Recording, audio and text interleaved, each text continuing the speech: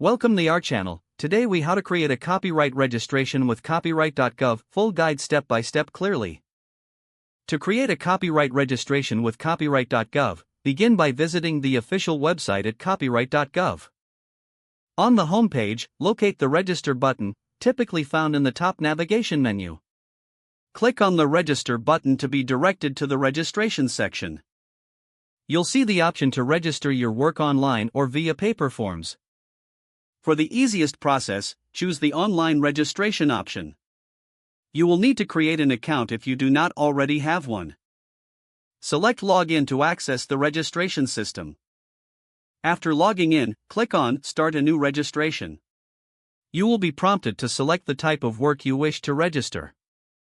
Choose from options like literary works, visual arts, or performing arts. Follow the prompts to provide details about your work. Input the title of your creation in the designated field.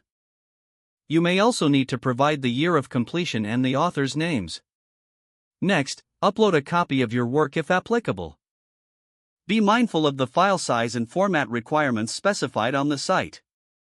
After uploading, review all information you entered for accuracy. Proceed to the section to select the type of copyright protection you seek. Complete the necessary payment information for processing your application. After payment, you'll receive a confirmation receipt. Make sure to save this receipt for your records. Lastly, you will receive updates on your application status via email. Congratulations, you have completed your copyright registration process. If the page does not load, refresh the browser or try again in a private or incognito window. Make sure you are using the correct email address, then retype it carefully to avoid small typos. If your password is not accepted, use the reset option and create a new strong password you can remember.